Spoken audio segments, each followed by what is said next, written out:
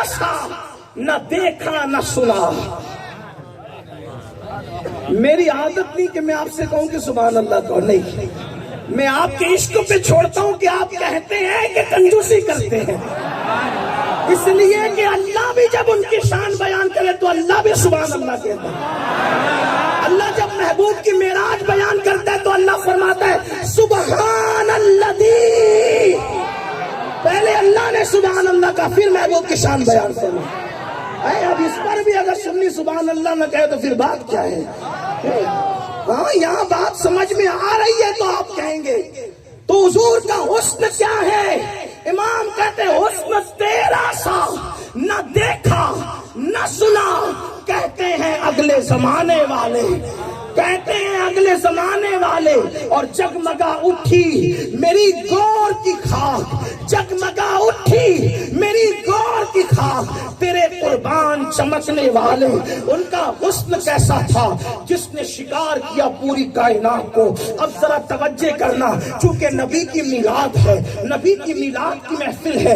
حسن کیسا تھا؟ اللہ اکبر. مولائے کائنات سید السادات سیدنا علی کرم اللہ تعالی وجہ الکریم ارشاد فرماتے ہیں، شمائل ترمذی کے اندر یہ حدیث موجود ہے، جب میرے نبی دیواروں کے سامنے کھڑے ہوتے تھے تو دیواروں کا عکس میرے نبی کے چہرے کے اندر نظر آتا تھا. یعنی اگر آئینہ آپ کہیں رکھیں تو آئینے میں کیسے عکس دکھتا ہے؟ حضور کا چہرہ اتنا شفاف تھا کہ دیواروں کا عکس نبی کے چہرے میں نظر آتا تھا. چاند اور سورج کے سامنے اگر کھڑے ہو جائیں تو چاند اور سورج نبی کے چہرے میں تیرتے ہوئے نظر آتے تھے. اللہ اکبر. یہاں پر ایک بات میں عرض کرنا چاہتا ہوں، میں بھی کوئی طویل نہیں کروں گا، وقت چونکہ زیادہ ہوا، آپ دیر سے بیٹھے ہیں، لیکن ایک بات آپ سے کہنا چاہتا ہوں. حضور بہت حسن والے تھے. ان کا حسن کیسا تھا؟ جو دیکھتا تھا شیدا ہوتا تھا، جس نے دیکھا شیدا ہوا. لیکن ایک بات آپ کو بتاؤں، جامی میاں صاحب قبلہ نے بات کہی، بہت بھاری بات کہی ہے، میں اس کی تشریح کرنا چاہتا ہوں. میاں کون کہتا ہے کہ لوگ حضور سے دیکھ کے عشق کیا؟ حضور کو دیکھ جس نے کیا سب نے بن دیکھے کیا. یہ تاتانیہ کا دیہات ہے، اگر یہ لکھنؤ یا دلی یا علماء کی علم کی مجلس ہوتی تو میں اس کی تشریح کرتا، لیکن میں حدیث پڑھوں گا ابھی اس پر. حضور کو کسی نے نہیں دیکھا، حضور کو کسی نے نہیں دیکھا، سب نے بن دیکھے عشق کیا. یہ حضور کی بات ہے، کسی نے نہیں دیکھا. کسی نے نہیں دیکھا. میں نے کہا کیسے دیکھتے؟ کیونکہ اللہ نے اپنی غیرت کے 70,000 پردے،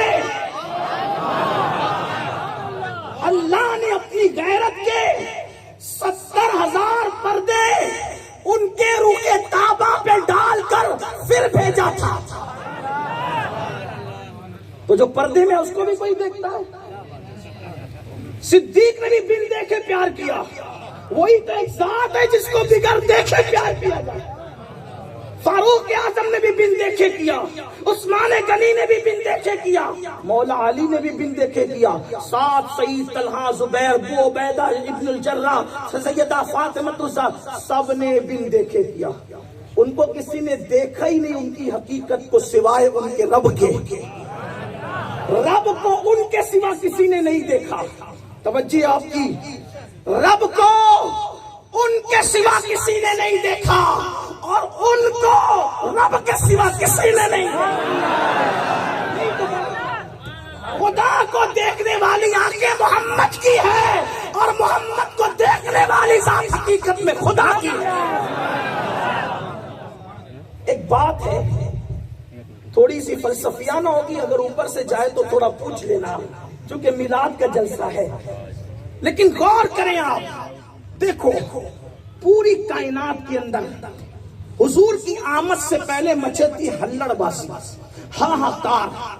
دنیا میں رنگریلیاں تھی، دنیا میں پاپ تھے، دنیا میں جرائم تھے. کتنے پاپی ہو گئے تھے انسان حضور کی آمد سے پہلے، میلاد مصطفیٰ سے پہلے. ایسے پاپی کہ کعبے کا طواف بھی ننگے ہو کے کرتے تھے.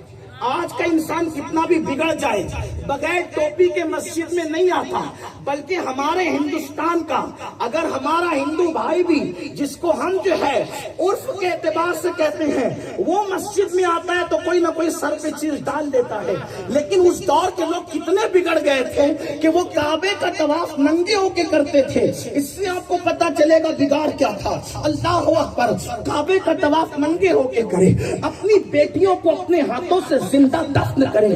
کتنے بڑے دہشت گرد ہوں گے جو اپنی بیٹیوں کو زندہ دفن کرتے تھے۔ پوری دنیا کے اندر جتنے دہشت گرد ہیں اتنے سخت نہیں ہیں، اس لیے کہ دنیا کا ہر دہشت گرد دوسرے کے بچوں کو مارتا ہے، دوسروں کے بیوی بچے ٹرین میں ہو تو بم دھماکے کرتا ہے، لیکن وہ کتنے بڑے دہشت گرد تھے جو اپنے بچوں کو اپنے ہاتھ سے مارتے تھے۔ اللہ اکبر، بڑے سے بڑا دہشت گرد ہے، دوسروں کے بچوں کو مارتا ہے لیکن اپنے بچوں کو پالتا ہے، اپنے بچوں کو مارتا نہیں ہے۔ کتنے بڑے وہ دہشت گرد تھے۔ شرابی کتنے بڑے تھے کہ ماں کی گود میں جیسے آج ہمارے یہاں نیند کی دوائیں پلائی جاتی ہے، ویسے اس دور میں ماں کے گود کے اندر شراب پلائی جاتی تھی۔ اتنے بڑے زنا کا ماحول تھا کہ اگر زنا کرنے کے لیے کوئی عورت نہیں ملتی تو وہ اپنی ماں کے ساتھ اور جانوروں کے ساتھ تک زنا کرتے تھے۔ یہ ماحول تھا۔ لیکن بات آگے بڑھانے سے پہلے ایک بات کہوں گا آپ سے، گفتگو آگے بڑھانے سے پہلے ایک بات کہوں گا۔ شاید میلاد مصطفیٰ کے بعد لوگوں نے میلاد مصطفیٰ کے انقلاب کو بھلا دیا، کہیں کہیں آج بھی جہالت کا وہ ماحول ہے۔ جیسے حضور کی آمد سے پہلے لوگ چھوٹی چھوٹی بات پر برسوں جنگ کرتے تھے، لڑتے تھے۔ مرنے والا باپ مرتا تو بیٹے سے وعدہ لے کے مرتا تھا کہ میں نے لڑا تو بھی لڑنا، وہ مرتا تھا تو اس کے بیٹے سے وعدہ لیتا تھا میں نے لڑا تو بھی لڑنا۔ یاد رکھنا، لڑنا مسلمانوں کا کام نہیں ہے ذات کے لیے۔ مسلمان کبھی نہیں لڑتا اپنی ذات کے لیے۔ مسلمان اگر اس کو کچھ کرنا پڑے تو وہ دین کے لیے کرتا ہے، ذات کے لیے نہیں کرتا۔ ہمارے بزرگوں نے فرمایا ذات کے لیے لڑنا یہ کتوں کا کام ہے، انسان کا کام نہیں ہے۔ آج بھی مسلمان پڑوسی سے لڑ رہا ہے، سسرال والوں سے لڑ رہا ہے، اپنے ماں باپ سے لڑ رہا ہے، پتہ نہیں کس کس سے بیوی سے لڑ رہا ہے۔ لڑو مت۔ اسلام آپس میں لڑنے والوں کا مذہب نہیں۔ آپ کہیں گے کوئی ہمیں گالی دے تو کیا کرنا چاہیے، کوئی ہم سے لڑنے کی بات کرے تو کیا کرنا چاہیے؟ میں کہتا ہوں امام حسن کی طرح کرنا چاہیے۔ آج امام حسن کی شہادت کی شب ہے نا، ایک تاریخی روایت کے مطابق اگر کوئی ہم سے لڑنے آئے، کسی کو پاگل کتا کاٹ لے، کوئی لڑائی جھگڑے پہ آمادہ ہو تو ہمیں امام حسن کی طرح کرنا چاہیے۔ کہا کیسے کرنا چاہیے؟ میں نے کہا دیکھ تاریخ، امام حسن اپنے نانا کا امامہ باندھ کر، اپنے والد کی ذوالفقار حیدری لے کر، اپنی کمر کے اندر جعفر طیار کا پٹکا باندھ کر مدینے کی زمین پہ چل رہے ہیں۔ پیچھے کم و بیش 1500 لوگ ہیں۔ کتنے لوگ؟ 1500 لوگ پیچھے چل رہے ہیں۔ اور حسن کیسے تھے؟ حسن ہم شبیہ پیمبر تھے۔ امام حسن ہم شبیہ پیمبر تھے، نبی کے ہم شکل تھے، نبی کے ہم صورت تھے، نبی کے ہم سیرت تھے، نبی کے ہم صوت یعنی ہم آواز تھے۔ اللہ اکبر۔ کبھی کبھی مولا علی کہتے تھے حسن تم خطبہ دے دیا کرو، کیونکہ جب تم خطبہ دیتے ہو تو مجھے ایسا لگتا ہے جیسے رسول اللہ کی آواز آ رہی ہے۔ کہتے بابا آپ کی ہوتی مجھے بے خلاف ادب لگتا ہے۔ تو جب خطبے کا وقت آتا سپاہ کو تو کبھی کبھی مولا علی کسی اوٹ میں چھپ جاتے تاکہ مجھے نہیں دیکھیں گے تو حسن خطبہ دیں گے تو میں نبی کے خطبے کی یاد کو تازہ کر لیا۔ امام حسن مجتبی مدینے کی زمین پہ 1500 مریدوں کے ساتھ چل رہے ہیں۔ کسی کو پاگل کتا کاٹتا ہے، کوئی کسی کی عادت ہوتی کہ جب تک لڑے نہیں اس کا کھانا ہضم نہیں ہوتا، ایسے کچھ ہے نا زمین پہ۔ ایک ایسا ہی چلا آیا سامنے سے اور امام سے لڑنے کی بات کی۔ یعنی آپ یہ سمجھے کہ آج کل کی لڑائی نہیں ہے، پہلے بھی ایسے کچھ بدبخت تھے۔ وہ سامنے آ کے کہتا ہے کون ہے تو، ایسے تو کون ہے تو؟ امام حسن نے کہا اگر ہم سے کوئی پوچھے کون ہے تو، ہم کہے چل ہٹ، ہے نا؟ یہی فرق ہے اللہ والوں میں، نبی والوں میں اور ہم جیسے لوگوں میں۔ ہم اللہ والے بننے کی بات تو کرتے ہیں مگر اللہ والے بنے نہیں۔ ہم نبی کی غلامی کی بات کرتے ہیں لیکن نبی والے سچے بنے نہیں۔ امام حسن سے پوچھا کون ہے تو؟ امام نے فرمایا میں علی کا بیٹا حسن ہوں۔ جواب دے دیا اچھے سے۔ کیا فرمایا؟ میں علی کا بیٹا، لیکن اس کو کاٹا ہی تھا پاگل کتے نے، اس کو لڑنا ہی تھا۔ تو اس نے کیا کہا بتائے؟ دھیان سے سنو۔ اس نے کہا اچھا وہی علی جو دنیا میں بڑے فتنے پھیلاتا تھا۔ یہ اس نے گالی دی کس کو؟ مولا کائنات۔ اب آپ کے ابا کو کوئی گالی دے تو آپ کا جی کرا، حالانکہ ہوگا باپ شرابی، ہوگا باپ جواری، ہوگا باپ بے نمازی، لیکن گالی دے تو کیا ہوگا؟ آپ کی آستین چڑھے گی نا۔ لیکن واہ رے واہ، حسن مجتبیٰ کے والد کون تھے؟ فاتح خیبر، باب مدینۃ العلم، علی مرتضیٰ، اخی رسول، اخی رسول، اخی رسول، رسول کے بھائی، جگر جگر گوشہ رسول، اور جگر گوشہ رسول کے شوہر بھی اللہ کے رسول علیہ السلام، جن کے لیے یہ فرمائے انت منی وانا منہ، کہ تو مجھ سے ہے میں تجھ سے ہوں۔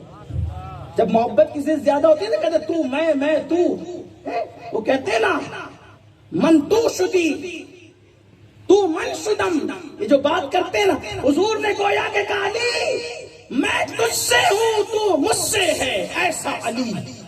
رسول اللہ فرمائے جس کو دیکھنا بھی عبادت، جس کا ذکر بھی عبادت، جن کی اولاد کو رسول اللہ اپنی اولاد قرار دیں، یہ علی مرتضیٰ۔ اور وہ کہنے والا کیا کرا؟ اچھا وہی علی، معاذ اللہ ثم معاذ اللہ، نقل کفر کفر نہ باشد، اس نے کہا وہ جو فتنے پھیلاتا تھا۔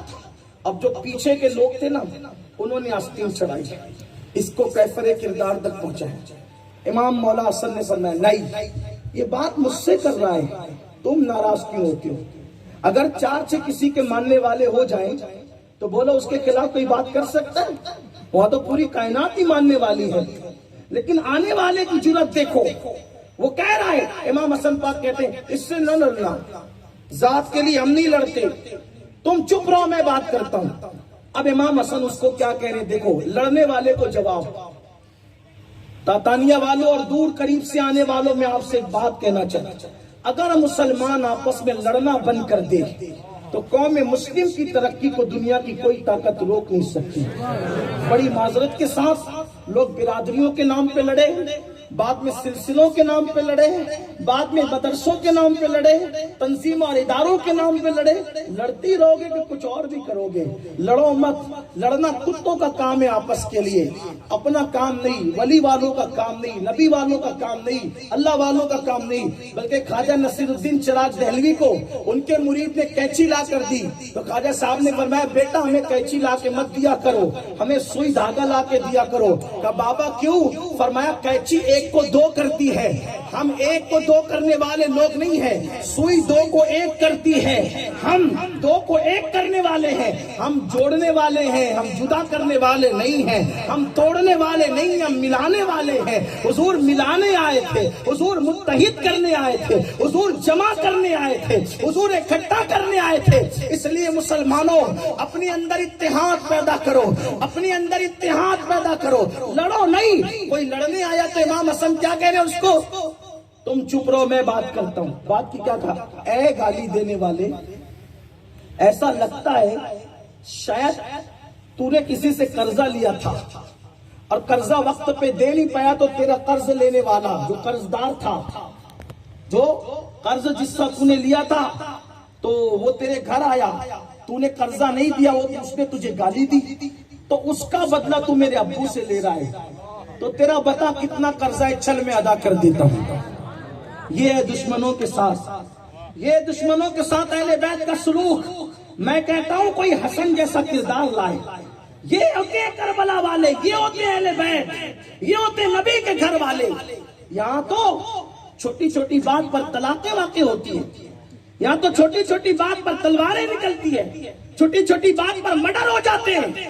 سن لو، دنیا میں اپنی طاقت کا جہالت کی وجہ سے مس یوز کرنے والوں، اللہ کے بندوں پہ ظلم کرو گے تو تباہ اور برباد کر دیے جاؤ گے۔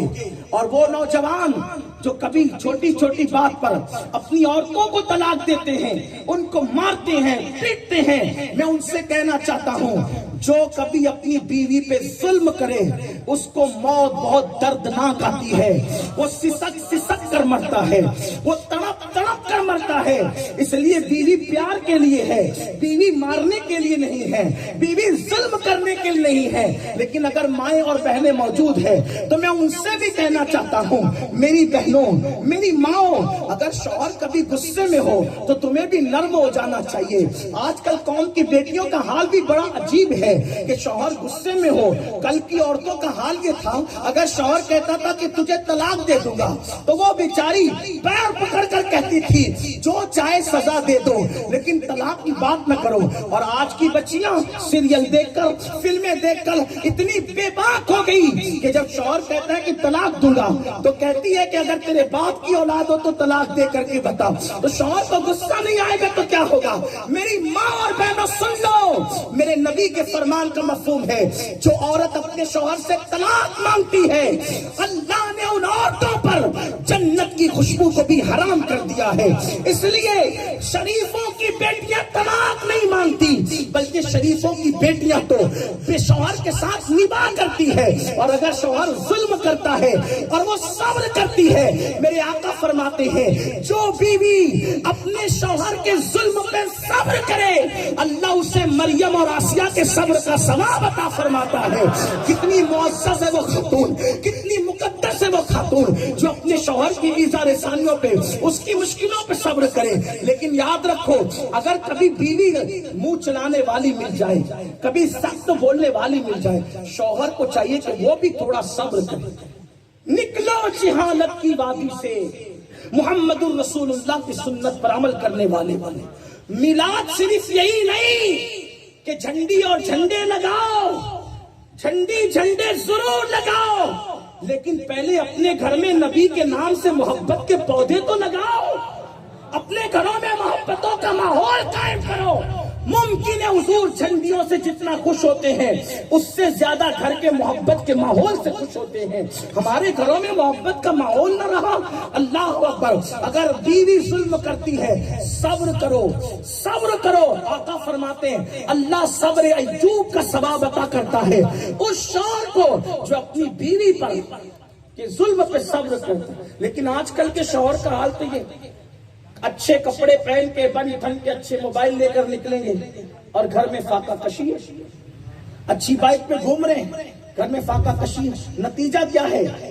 عورتوں کو کام پہ جانا پڑتا ہے دوسروں کے یہاں۔ وہ مرد کو میں مرد کیسے مانوں جو اپنی بیوی کو کمانے کے لیے بھیجے اور خود عیاشی کرے؟ کوڑیاں کھیلتے بیٹھے، کیرم کھیلتے بیٹھے، تاش کے پتے کھیلتے بیٹھے اور بیوی کو کام پہ بھیجے۔ میں پوری ذمہ داری کے ساتھ عرض کرنا چاہتا ہوں، رسول اللہ کے دور میں، اس دور کے بعد تقریباً 5 صدیوں تک کوئی مجھے بتا دے کہ مسلمان کی کوئی آزاد عورت کسی کے گھر میں برتن جھاڑو کرنے کبھی گئی ہے کیا؟ مجھے بتاؤ۔ جس مذہب نے فتنے کے خوف سے عورت کو مسجد میں آنے سے روک دیا، جس مذہب نے فتنے کے خوف سے عورت کو مسجد میں آنے سے روک دیا، وہ مذہب کسی باپ کی نظر سے دیکھنے والے کے گھر میں برتن جھاڑو کرنے کی اجازت کیسے دے سکتا ہے؟ عورتیں اپنے شوہر کی مدد ضرور کرتی تھی لیکن اپنے گھر میں رہ کے کام کرتی تھی۔ عورتیں کماتی ضرور تھی اپنے گھر۔ آج بتائیں، جب باہر بچیاں جاتی ہیں کام کے لیے تو لوگ اس کو ایسے دیکھتے ہیں جیسے بلیاں چھچڑے کو دیکھتی ہیں، للچائی بھی نظر سے۔ تمہاری غیرت کہاں جاتی ہے؟ مرد گھر میں بیٹھ کے عورتوں کو کمانے بھیجے اور نتیجہ یہ نکلے کہ ہماری بیٹیاں غربت کی وجہ سے منکرین اسلام کا ہاتھ پکڑ کر ان کے ساتھ بھاگ رہی ہے۔ شادی شدہ عورتیں دوسروں کے ساتھ جا رہی ہے۔ مسلمانوں، تمہاری غیرت کہاں ہے؟ کیا تمہیں نہیں پتا میرے نبی نے فرمایا جو حلال کمائی کے لیے محنت کرتا ہے اور اس کا سر کا پسینہ پیر تک آتا ہے، اس لیے وہ پسینے پسینے ہو جاتا ہے کہ اپنی بیوی کو حلال لقمہ کھلائے، اپنے بچوں کو حلال لقمہ کھلائے، تو جب وہ شام کو گھر لوٹتا ہے تو اس شام سے لوٹتا ہے کہ وہ گناہوں سے ایسے پاک ہو جاتا ہے جیسے ابھی اپنی ماں کے پیٹ سے پیدا ہوا۔ مردوں کا کام کمانا ہے، عورتوں کا کام گھر میں بچوں کی تربیت کرنا ہے، اور اگر کسی غربت کی وجہ سے کمانا پڑے عورتیں گھر میں رہ کے کمائے گی۔ اس پرفتن دور میں کہیں عورتوں کو معاذ اللہ کہیں بھیجا جا رہا ہے اور ہم سب پہ نظر رکھتے ہیں اس لیے کہ ہم آپ کے درمیان رہتے ہیں۔ اس لیے میں آپ سے کہنا چاہتا ہوں، اے میری قوم کے جوانوں، محنت کرو، خود کماؤ۔ بلکہ ایک بات آپ کو کہوں، خود کما کر کے کھانے والا آدمی نہ ہو، کتنا بھی پارسا ہو، وہ خود کمانے والے کے مرتبے تک نہیں پہنچ سکتا۔ ایک بات آپ کو بتا، حضرت داؤد علیہ السلام حلیہ بدل کر نکلتے تھے کہ میں اپنے بارے میں پوچھوں کہ میں کیسا ہوں۔ ہم تو تعریفیں ہی چاہتے ہیں نا، وہ لوگ چاہتے تھے کہ کوئی ہماری خامی بتائے، حالانکہ ان میں کوئی خامی تھی نہیں۔ حلیہ بدل کے نکلتے تھے، جو ملتا تھا پوچھتے تھے بتاؤ داؤد کیسا ہے، لوگ پہچانتے نہیں تھے، تعریف ہی کرتے تھے۔ ایک دن اللہ نے جبریل علیہ السلام کو بھیجا، جبریل جاؤ اور آئینہ دکھاؤ، بتاؤ داؤد کیسے ہیں۔ جبریل کو انسان کی شکل میں دیکھا تو پوچھا داؤد کیسے ہیں، فرمایا بہت اچھے آدمی، ان جیسا کوئی نہیں ہے اس دور میں، اس زمانے میں، لیکن بس ایک ہی بات ہے کہ وہ خود کما کر نہیں کھاتے۔ داؤد ہے بڑا اچھا آدمی لیکن وہ خود کما کر نہیں کھاتے۔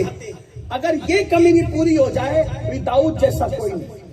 داؤد علیہ السلام پلٹے، اللہ سے دعا کی مولا مجھے ہنر سکھا، تو اللہ نے آپ کو زرہ بنانے کا ہنر عطا فرمایا اور آپ کے ہاتھوں میں لوہے کو ایسے نرم کر دیا، ایسے نرم کر دیا لوہے کو جیسے آٹا نرم ہو جاتا ہے۔ خود کما کر کے کون نہیں کھایا؟ رسول اللہ نے خود کما کے کھایا۔ شام کے بازار میں حضور کھڑے رہے، مدینہ منورہ کے بازار میں حضور نے تجارت کی، مکے کے بازار میں حضور نے تجارت کی۔ پھر اس کے بعد دیکھو، صدیق اکبر تاجر، فاروق اعظم تاجر، عثمان غنی تاجر، مولا علی تاجر، امام حسن تاجر، امام حسین تاجر، امام اعظم ابو حنیفہ تاجر، سرکار غوث اعظم تاجر۔ اللہ اکبر! کون ہے جس نے ہاتھ سے کما کے نہیں کھایا؟ یہ تو دوسروں کے ٹکڑوں پہ پلنے کی لعنت بہت بعد میں آئی ہے۔ ہمارے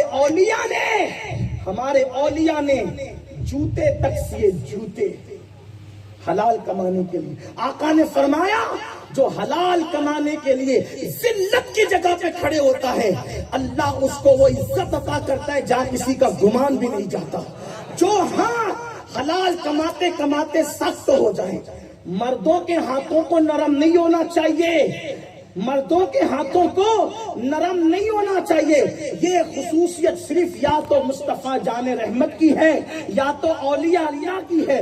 عوامی سطح پر مردوں کے ہاتھوں کو محنت کر کے سخت ہونا چاہیے، کیونکہ آقا نے فرمایا جو ہاتھ محنت کرتے کرتے سخت ہو جاتے ہیں اللہ ان پر جہنم کی آگ کو حرام فرما دیتا ہے۔ اس لیے محنت سے کماؤ۔ یہ کیا سوٹ بوٹ میں ہے؟ ہم کو دیکھو، ہمارے گھر کو مت دیکھو۔ گھر میں ماں پریشان، باپ پریشان، گھر والے پریشان۔ اور یاد رکھنا، یہ مسجد میں پڑے رہ کر کے نکمے بننے کا کام بھی تبلیغی جماعت نے شروع کیا، اس سے پہلے یہ نہیں تھا۔ ورنہ ہمارا مذہب یہ ہے، قرآن کہتا ہے اذا نودی للصلاۃ من یوم الجمعہ، اذان ہو تو مسجد میں آؤ، اور پھر نماز ہو تو کیا کرے؟ پڑے رہے مسجد میں۔ کہ مسجد پڑے رہنے کی جگہ نہیں ہے، مسجد کھڑے رہنے کی جگہ ہے۔ مسجد پڑے رہنے کی جگہ نہیں، کھڑے رہنے کی جگہ ہے۔ اللہ نماز پڑھ کے کروں کیا؟ تو قرآن کہتا ہے فَإِذَا قُضِيَتِ الصَّلَاةُ فَانتَشِرُوا وَابْتَغُوا مِنْ فَضْلِ اللَّهِ، جب نماز پڑھ لو تو باہر نکلو اور زمین پہ پھیل جاؤ اور اللہ کا فضل یعنی روزی تلاش کرو۔ مسجد میں پڑے مت رہو، روزی تلاش کرو۔ اللہ کا حکم ہے اذان ہو تو آؤ، نماز کے بعد نکل جاؤ۔ مسجد پڑے رہنے کی جگہ نہیں ہے۔ اب جب مسجد میں پڑے رہنے کی اجازت نہیں تو جو گھر میں پڑے گیم کھیل رہے، گھر میں پڑے جوا کھیل رہے، گھر میں پڑے عورتوں پہ بوجھ بنے ہوئے. میں آپ سے گزارش کرتا ہوں مسلمانوں، سچے مسلمان بنو، اور اگر بیوی پہ بوجھ بنو گے، کما کے نہیں کھلاؤ گے، تو انجام اتنا بھیانک ہوگا. عورتیں تمہارے ہاتھوں میں نہ رہے گی، ان کی پاک دور تمہارے ہاتھوں میں نہ رہے گی. اس لیے میری گزارش ہے مسلمان بنو، مسلمان اور پکے مسلمان. بات دور نکلی. عرض کر رہا تھا امام حسن نے کہا کیا تیرا قرضہ ہے؟ اگر تیرا قرضہ ہے تو چل میں ادا کر دیتا ہوں. یہی بات کر رہا تھا. امام پاک نے فرمایا. پھر اس نے کہا نہیں میرا کوئی قرضہ ورزہ نہیں ہے. فرمایا پھر شاید تیری بیوی سے تیرا جھگڑا ہو گیا ہے، تیری بیوی سے تیرا جھگڑا ہو گیا ہے، چل میں چل کر کے تیری صلح کرا دیتا ہوں. اس نے کہا میرا جھگڑا میری بیوی سے بھی نہیں ہوا ہے.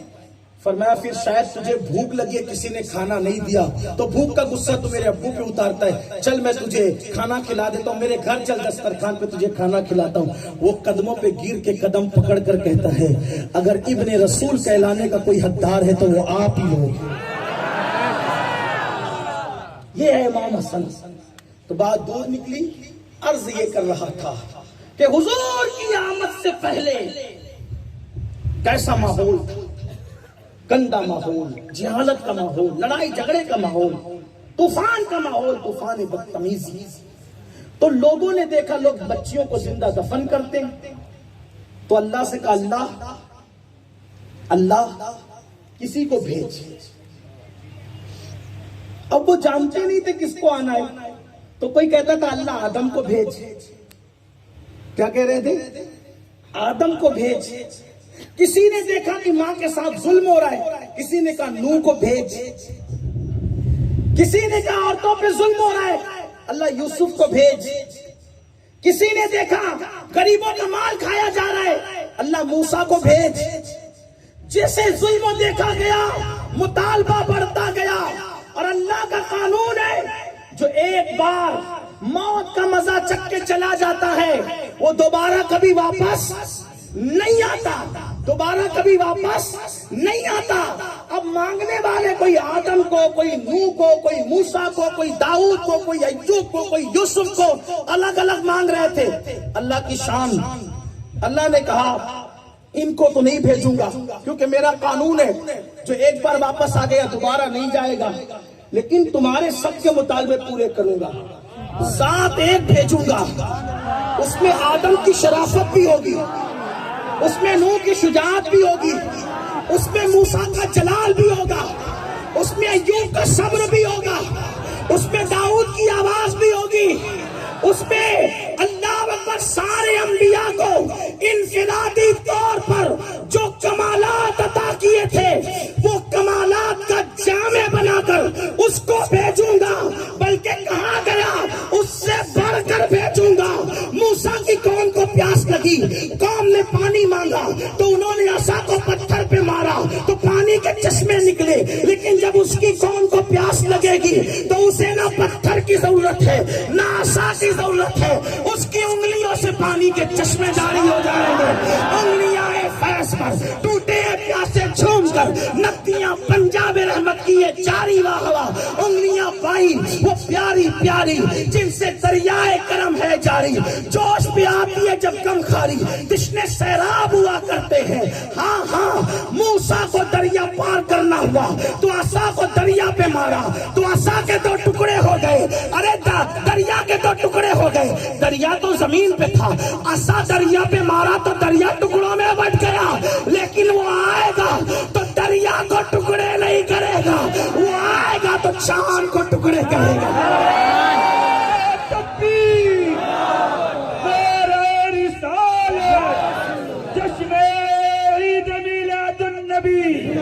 علماء اہل سنت. نوح کی قوم آوارہ ہو گئی تو نوح نے ایمان والوں کے لیے کشتی بنائی. نوح کی کشتی میں 82 لوگ تھے، لیکن وہ ایسی کشتی دے جائے گا جس میں 82 نہیں، 82,000 نہیں، 82 لاکھ نہیں، بلکہ اس کے ظاہری دور سے لے کر آخر تک ہر ایک اس کشتی میں بیٹھ سکے گا اور وہ نجات پائے گا. اور اس کی کشتی لکڑی کی نہیں ہوگی، اس کی کشتی جو ہے وہ پیتل تانبے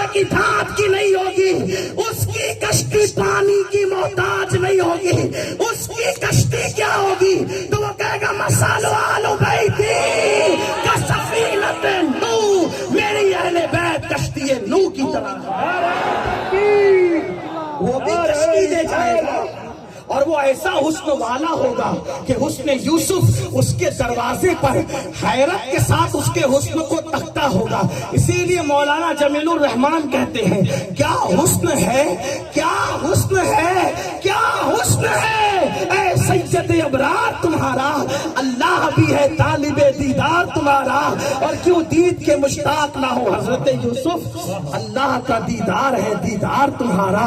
फिर जमाना मांग रहा था किसी को, फिर आने वाला कहता है वो आएगा, वो आएगा, वो आएगा, वो आएगा। आदम आए कहने के लिए वो आएगा, मूसा आए कहने के लिए वो आएगा, नूह आए कहने के लिए वो आएगा, दाऊद आए कहने के लिए वो आएगा। लोग कहते हैं अंबिया इसलिए आए, इसलिए आए, इसलिए आए। मेरा मसलक इश्क व मोहब्बत ये कहता है अंबिया क्यों आए, तो कहते हैं रसूल उन्हीं का तो मुस्ता सुनाने आए हैं, उन्हीं के आने की धूमें मचाने आए हैं। जो चाहेंगे जिसे चाहेंगे ये उसे देंगे, करीम है ये खजाने लुटाने आए हैं। जब सुना वो आएगा, वो आएगा, तारीफें सुनी वो आएगा।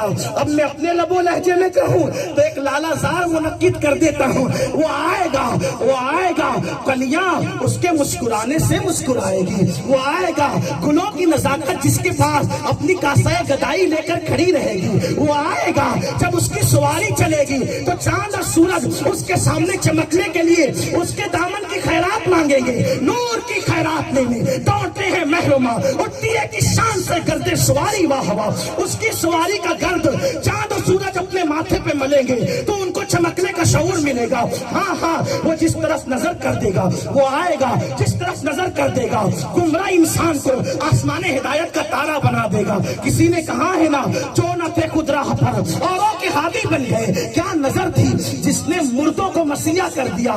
मसीहा आए थे ईसा, मसीहा आए थे ईसा, मसीहा आए थे ईसा। तातानिया वालों नबी की मिलाद बयान कर रहा हूं, तवज्जो करना। अल्लाह अकबर, ईसा मसीहा थे, लेकिन ईसा वो मसीहा थे जिसने मुर्दा जिंदा किया। मुर्दा जिंदा करना मौजज़ा है, लेकिन मुर्दे को मसीहा बनाना ये सिर्फ आमिना के लाल का काम। मसीहा किसको कहते हैं, तो मुर्दा जिंदा करते हैं। उन्होंने मुर्दे को मसीहा बना दिया, उन्होंने मुर्दे को मसीहा बना दिया। लोगों ने कहा हाय हाय वो आएगा मुर्दे को मसीहा बनाएगा, वो आएगा गिरते हुए आबशार उसका तराना पड़ेंगे, वो आएगा, अब आएगा तितलियां जिसके लिए अपना बागपन खो देगी, वो आएगा भौरे जिसके लिए गुनगुनाएंगे, वो आएगा शफक का जमाल जिससे उसमें की खैरात मांगेगा, वो आएगा उफक की सुर्खियां जिसके कदमों का धुआं बनेगी, वो आएगा जन्नत का रंग रोगन जिससे उसमें की खैरात मांगेगा, वो आएगा आएगा आएगा आएगा। ऐलान हो रहा था, सब कह रहे थे अल्लाह भेज दे और दे तो महबूब दे, दे तो महबूब दे, दे तो महबूब दे, दे तो महबूब दे। सबने क्या मांगा, बोलो मिलके, थक गए, मिलके बोलो क्या मांगा। अल्लाह फरमाता है उदूनी अस्तजिब लकुम, जो मांगोगे दूंगा। इस पे सुभान अल्लाह नहीं बोले तो फिर बात आगे कैसे चलनी है। अल्लाह का वादा क्या है, बहुत अहम पैगाम यहाँ से मिलेगा आपको। एक इस पर मैं कोई अहम बात करने वाला आदमी नहीं हूँ, मैं बस तालिब इल्म हूँ, और फिर तालिब इल्म फकीर तालिब इल्म हूँ। मैं कोई मुहक्किक नहीं हूँ, कोई अदीब खतीब नहीं हूँ, लेकिन एक पैगाम गौर से सुनना। अल्लाह ने क्या कहा, उदूनी अस्तजिब लकुम, जो मांगोगे दूंगा। तो लोगों ने मांगा क्या, महबूब। महबूब कोई देने की चीज होती है, महबूब कोई देने की चीज होती है। कोई महबूब नहीं देता, बेगैरत भी महबूब नहीं देता। देता है, बोलो। आपका बच्चा आपका महबूब, आपकी बच्ची आपकी महबूब, पीर बापू जैसा पीर। वो कहना सलीम तेरा बच्चा मुझे दे दे, बापू नजराना ले जाइए, ये नहीं ना, है ना। बोलो करोगे कि नहीं करोगे, लफाजी नहीं करना, मेरे पास ये सब नहीं चलता। सच्ची बात है कि नहीं। बापू कहेंगे 4 लाख का दे दूंगा, नहीं बापू बच्चे बिकते नहीं है, मुरीद करके ऐसी रूहानी खरीद लो, पैसे से नहीं दे। बच्चे बिकते, शरीफों के बच्चे बिकते, महबूब देने की चीज है। ہے دینے کی چیز؟ بولو، دینے کی چیز ہے. اور لوگوں نے مانگا محبوب، لیکن میرے اللہ نے دیا. اب ایک بات سننا، محبوب دیا. میں یہاں آ کر کہتا ہوں، لوگ یہ کیوں کہتے کہ میری دعا قبول نہیں ہوتی؟ ارے تجھ سے گرے پڑوں کو ان کے مانگنے پر، تجھ سے گرے پڑوں کو ان کے مانگنے پہ محبوب دے دیا. تو محبوب کا امتی ہے. اگر تو مانگے گا روزی تو تجھے کیوں نہیں دے گا؟ تو مانگے گا خوشی تو تجھے کیوں نہیں دے گا؟ تو مانگے گا اولاد تو تجھے کیوں نہیں دے گا؟ ارے وہ لوگ محبوب کے امتی نہیں تھے، اس لیے وہ تجھ سے افضل نہیں تھے. تو محبوب کا امتی ہے، تو ان سے افضل ہے. تو جب مفضول کو دیا تو افضل کو کیوں نہیں دے گا؟ پھر ان کی دعا پہ محبوب بھیج دیا. وہ تجھے روزی نہیں دے گا، بیٹا نہیں دے گا، تیری بیٹی کو رشتہ نہیں دے گا. اب ملتا کیوں نہیں؟ ارے وہ گڑ گڑا کے مانگنا تو سیکھ. ادھر دیکھتا ہے مانگتا ہے، ادھر دیکھتا ہے مانگتا ہے. میں اللہ کی قسم کھا کے کہتا ہوں، رات کے آخری حصے میں اگر تو ایسے گڑ گڑا جیسے بچہ اپنے ماں کے پاس گڑ گڑاتا ہے، اگر صبح ہونے تک تیری مراد پوری نہ ہوئی تو میرا دامن پکڑ کر کھینچ. ایک فقیر کی بات ہے. کیوں؟ کیونکہ میں نے میری ماں کی محبت دیکھ کر میرے اللہ کی محبت کو پہچانا. جب میری ماں کمزور ہو کر میرے کسی مانگنے پہ نہ نہیں کہتی، وہ تو 70 ماں سے زیادہ پیار کرتا ہے. اس کے خزانے میں کسی چیز کی کمی نہیں ہے. ہم تو مائل بکرم ہے، کوئی سائل ہی نہیں. راہ دکھلائے کسے راہ روے منزل ہی نہیں. او مانگو. حضرت مخدوم اشرف جہانگیر سمنانی کا قول ہے. مخدوم کا بیٹا موجود ہے، ان کی موجودگی میں پڑھا. مخدوم صاحب کہتے ہیں، رات کے آخری حصے میں جاگ کر مجھے جو نعمتیں ملی ہے کسی عبادت سے مجھے وہ نعمت نہیں ملی. مگر کب؟ رات کے آخری حصے. تم کہاں رات میں جاگو گے؟ 3 بجے تک تو گیم کھیلتے ہو، رات بھر تو زنا کے مناظر دیکھتے ہو. مجھے بتاؤ، گڑگڑانا سیکھو، تعویذات سے بے نیاز ہو جاؤ گے. اللہ کے یہاں گڑگڑانا سیکھو، اس کی چوکھٹ پر تر کے بھکاری بن کر نہیں پھرو گے. اس اللہ سے نہیں مانگتے، ادھر ادھر بھٹک رہے ہو. آؤ اپنا رشتہ اپنے اللہ سے مضبوط کرو. بہرحال بات دور نکل رہی ہے. عرض کر رہا تھا، لوگوں نے مانگا کیا؟ دیا. لیکن محبوب دینا، آپ توجہ کرنا، بہت نازک بات آ رہی ہے. اگر محبوب نہ دیتا تو وعدہ ہے جو مانگو گے دوں گا. نہ دیتا تو شان کریمی کے خلاف تو نہیں کہہ سکتے، لیکن اتنا کہتے کہ شان کریمی کے شایع نہیں. ٹھیک، نہ کہہ دے نہیں دیں گے. اور اگر دے دے تو غیرت محبت کے خلاف.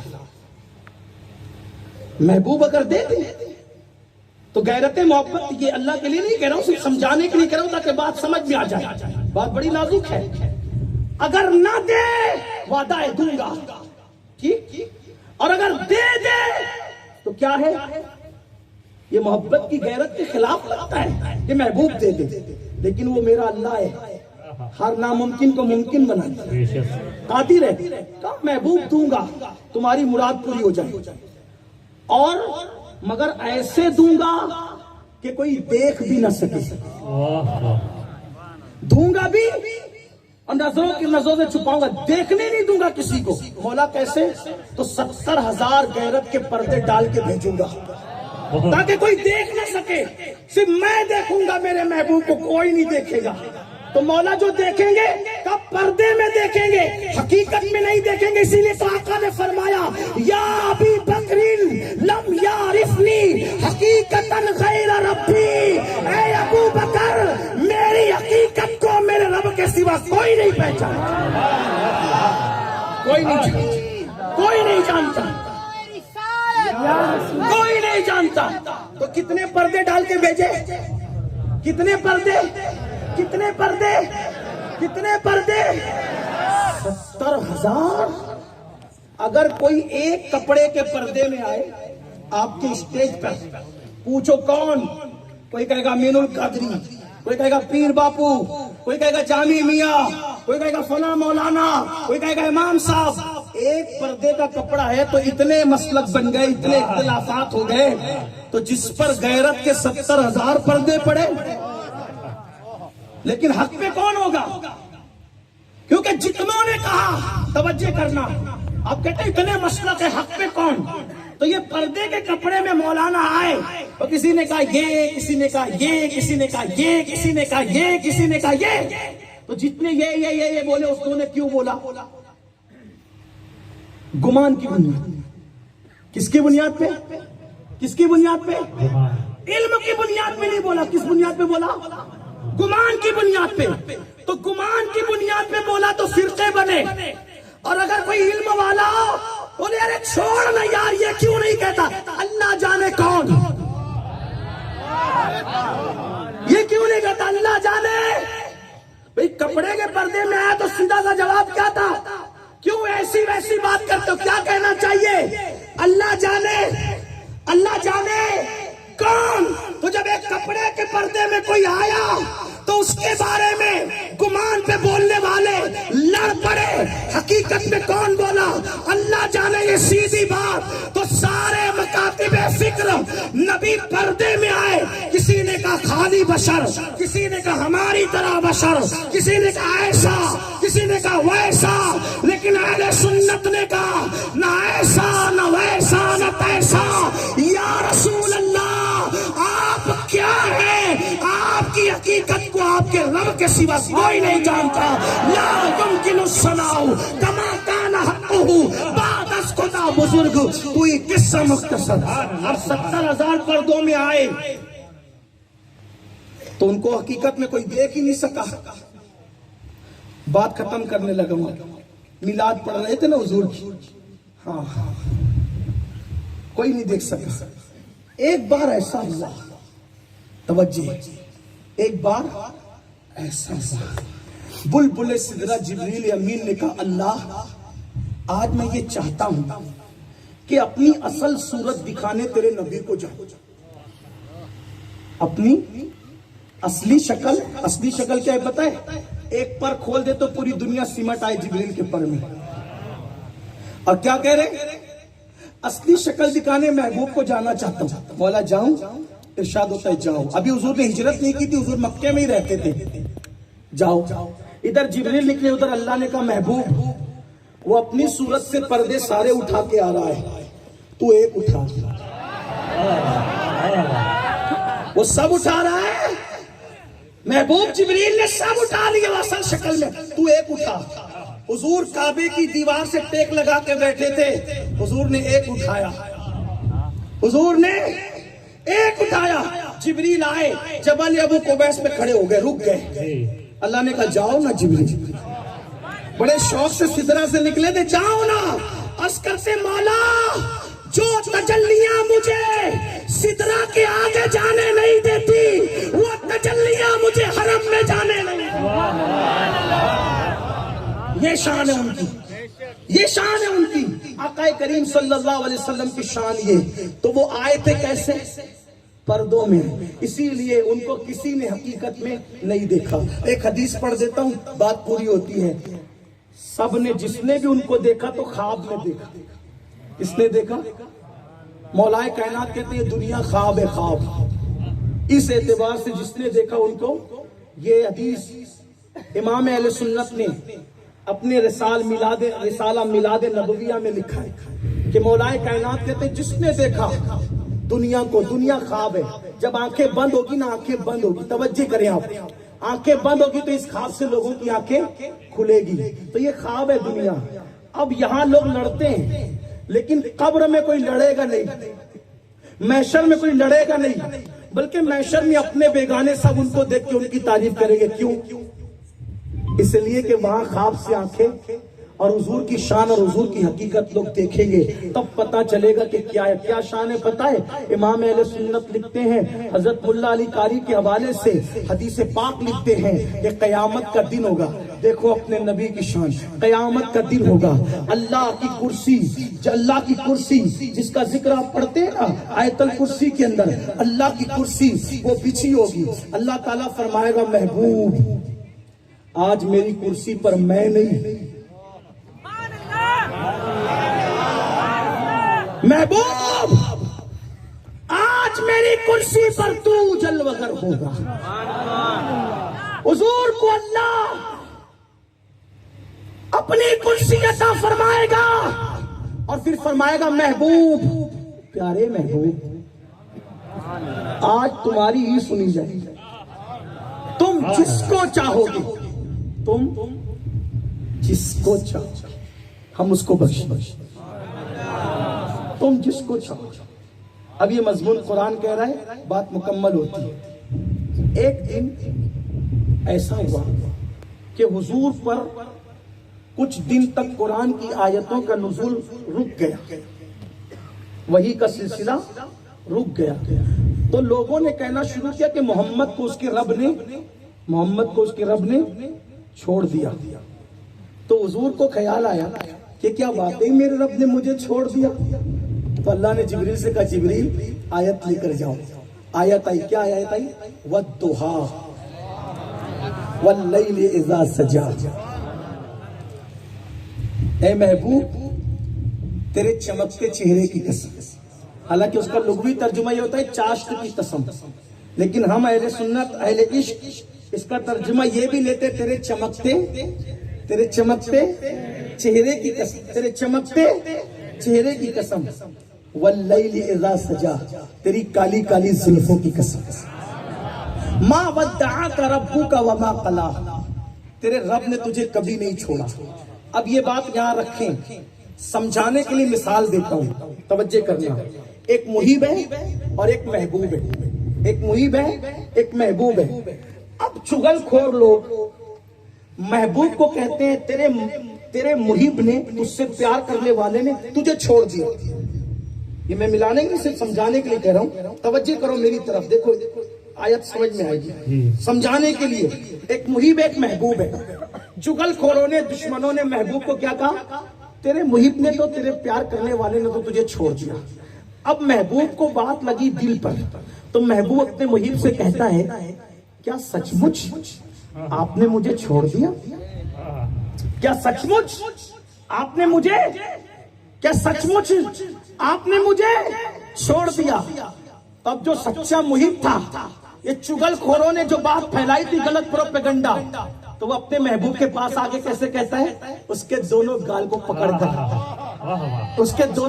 پکڑ کر اپنے ہاتھوں میں لیتا ہے اور کہتا ہے او میری جان, میرے محبوب, تیرے چہرے کی قسم, تیری زلفوں کی قسم, میں تجھے کیسے چھوڑ سکتا ہوں؟ یہ طریقہ ہوتا ہے نا, بلا تمثیل, بلا ملانے کے لیے, سمجھانے کے لیے. جب یہ پروپیگنڈا کیا نا کافروں نے, آپ کے رب نے چھوڑ دیا, تو حضور نے پوچھا چھوڑ دیا تو نے؟ تو اللہ جبریل سے کہتا ہے جاؤ کہو وَالضُّحَىٰ وَاللَّيْلِ إِذَا سَجَىٰ, پیارے تیرے چہرے کی قسم, تیری زلفوں کی قسم, مَا وَدَّعَكَ رَبُّكَ. کیا کہا؟ یہ نہیں کہا کہ میں کیسے چھوڑوں گا تجھے, کیا کہا؟ محبوب تیرے چہرے کی, تیری زلفوں کی قسم, تیرا رب. کیا کہا؟ یہ کتنی اپنائیت ہے. وہ کہہ سکتا تھا نا کہ میں نے نہیں چھوڑا, مگر کیا کہہ رہا ہے؟ تیرا رب, تیرے رب نے تجھے. اس لیے کہ سب کہتے ہیں میرا رب, مگر اللہ کہتا ہے محبوب میں تو تیرا رب.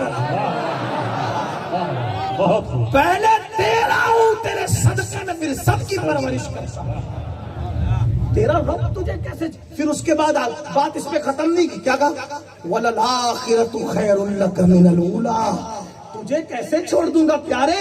تیری ہر پچھلی گھڑی سے آنے والی گھڑی بہتر ہے. وہ اور لوگ ہیں جن کی محبوبیت گھٹتی ہے، آپ کی بڑھتی ہے، بڑھتی ہی جائے گی. تیری ہر آنے والی گھڑی پچھلی گھڑی سے بہتر ہے. تجھے چھوڑا نہیں جائے گا، تجھے تو بڑھایا ہی جائے گا. اب لوگ ہم سے کہتے ہیں نبی کو اتنا بڑھا دیا، اتنا بڑھا دیا، اتنا بڑھا دیا کہ خدا سے ملا دیا. ہم کہتے ہیں جب خدا نے ان کی حد مقرر نہیں کی، جب مولا نے حد نہیں باندھی، تو ملا حد باندھنے والا کون ہوتا ہے؟ ہم تو یہی کہتے ہیں تیرے تو وصف عیب تنائی سے ہے بری. حیران ہوں میرے شاہ میں کیا کیا کہوں تجھے، حیران ہوں میرے شاہ میں کیا کیا کہوں تجھے. کہہ لے گی سب کچھ ان کے ثنا خاں کی خاموشی، چپ ہو رہا یہ کہہ کے میں کیا کیا کہوں. کیا میں کیا کہو گے سنیوں کا کہ حد نہیں سے نہیں بڑھیں گے. کہیں گے لیکن رضا نے ختم سخن اس پہ کر دیا.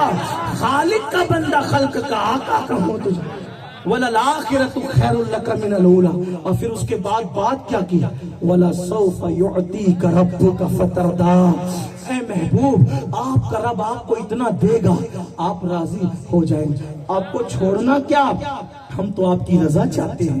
خدا کی رضا چاہتے ہیں تو عالم خدا چاہتا ہے، خدا چاہتا ہے رضائے محمد. وہاں تو اس کو بخشا جائے گا جس سے آپ چاہیں گے. سنیو اپنے نبی سے اپنے رشتے کو مضبوط کرو، نمازوں کی پابندی کرو، جوؤں کے اڈوں پہ نہ جاؤ، شراب کے اڈوں پہ نہ جاؤ، اپنے ماں باپ کا حق ادا کرو، اپنے بیوی بچوں کا حق ادا کرو، خود کماؤ، دولت مند بنو. کیونکہ غربت کبھی کبھی انسان کو کفر تک پہنچاتی ہے. اس لیے مالدار بنو، مضبوط بنو، محنت کرو اور میلاد کا جشن دھوم دھام سے مناؤ. لیکن ڈی جے نہیں بجانا، جلوس میں نکلنا، ناچتے مت نکلنا. جلوس میں نکلنا سروں پہ پٹیاں باندھ کے نہیں نکلنا. جلوس میں نکلنا دل آزار کسی کو تکلیف دینے والے نعرے لگاتے مت نکلنا، بلکہ ایسے درود پڑھتے ہوئے نظریں نیچی کر کے نکلنا کہ اپنا بیگانہ سب پکار اٹھے. جب 1450 سال کے بعد جب غلاموں کے چلنے کا یہ انداز ہے تو مدینے والے مصطفیٰ کے چلنے کا انداز کیا ہے. اور اگر تم بھی ناچو گے، کودو گے، ڈی جے بجاؤ گے تو لوگوں کو یہ لگے گا ہم بھی کبھی ناچتے، یہ بھی کبھی ناچتے. میں بات آخری کرنے چلا تھا لیکن ایک جملہ کہتا ہوں آپ کو، ایک بات کہتا ہوں. بایزید بستامی کا دور ہے. کس کا دور ہے؟ بایزید بستامی کا. ان کے دور میں ایک جوان تھا اور اس کا ایک دوست تھا غیر مسلم. اس کا دوست کون تھا؟ اب دوست تو سبھی جانتے ہیں اچھا برا کون کیا کرتا ہے. توجہ کرنا، بایزید بستامی کا دور ہے. ایک نوجوان ہے، اس کا دوست کون ہے؟ غیر مسلم. اس نے اس غیر مسلم کو کہا کہ یار تم کلمہ پڑھ لو. اس نے کیا کہا؟ کلمہ پڑھ لو. اس نے کہا چھوڑ یار کون سا کلمہ پڑھنا، شراب میں پیتا ہوں تو بھی پیتا ہے، حرام میں کھاتا ہوں تو بھی کھاتا ہے، جھوٹ میں بولتا ہوں تو بھی بولتا، تو کس طرح تو مجھے بلا رہا ہے. وہ نوجوان تھا ہوشیار. اس نے کہا سمجھ گیا. اس نے کہا ایک کام کر، 3 دن کا ٹائم نکال میرے ساتھ چل. 3 دن کا ٹائم نکال. ٹائم نکالنے کے بعد بایزید بستامی کی خانقاہ میں گئے. 3 دن تک رہے. بایزید نے کچھ کہا نہیں. تیسرا دن ختم ہونے والا تھا. وہ جوان کہتا ہے بابا کلمہ پڑھا کے اسلام میں داخل کر لیا. وہ جوان نے کہا میں نے کلمے کی دعوت دی، تو نے کلمہ نہیں پڑھا. منع کیا، انہوں نے دعوت نہیں دی، پھر بھی تو نے کلمہ پڑھا. فرمایا تو جو اسلام پیش کر رہا تھا وہ اسلام مجھے مطمئن نہیں کرتا، لیکن بایزید نے جو اسلام پیش کیا وہ اسلام مجھے نجات کی طرف لے جاتا ہے. تو آج لوگ جو ہیں مسلمانوں پر اعتماد کیوں نہیں کرتے کہ ہم وہ اسلام نہیں پیش کرے جو اسلام حضور لے کر آئے تھے. ہمارے نزدیک اسلام کیا ہے؟ گوشت کھانا اور 2 رکعت جمعے کی نماز پڑھنا، بس یہی معاذ اللہ اسلام رہ گیا. حالانکہ مسلمان وہ ہے کہ رستے میں تکلیف دینے والی چیز کو دیکھے تو ہٹا دے. مسلمان وہ ہے اگر کوئی سو رہا ہے تو زور سے سلام نہیں کر سکتا کہ اس کی نیند میں خلل آ جائے. جو لوگوں کی نیند کا تک خیال کرے. حضور علیہ السلام کی سنت ہے, حضور علیہ السلام سفر سے واپس آتے تھے اور مدینہ منورہ آدھی رات کو آ جاتا تھا تو اللہ کے رسول فرماتے تھے یہیں رک جاؤ, کوئی گھر نہیں جائے گا. آدھی رات ہو گئی, کوئی گھر نہیں جائے گا, رات یہیں قیام کرو, صبح کے بعد جائیں گے. کیوں؟ اگر آدھی رات کو گھر جاؤ گے تو تمہارے گھر والوں کی نیند خراب ہوگی. ان کی نیند کا خیال کر کے وہ لوگ آدھی رات کے بعد مدینہ منورہ کے باہر رکتے تھے. یہ اسلام ہے. آج تو شادی ہو تو پوری محلے کے اندر ہنگامہ. اس لیے مسلمانوں مسلمان بنو. میلاد شریف کا مقصد یہ ہے, حضور ہمیں اللہ کا بندہ بنانے آئے تھے, اپنا غلام بنانے آئے تھے. جب یہ دل پہ عمل کرو تو پھر کہو حشر تک ڈالیں گے ہم پیدائش مولا کی گروہ, مثل فارس نجد کے قلعے گراتے جائیں گے, خاک ہو جائیں عدو جل کر مگر ہم تو رضا, دم میں جب تک دم ہے ذکر ان کا سناتے جائیں گے. دوران گفتگو اگر کوئی غلطی ہو تو اللہ معاف فرمائے. استغفر اللہ ربی من کل ذنب واتوب الیہ وما علینا الا البلاغ. السلام علیکم ورحمۃ اللہ.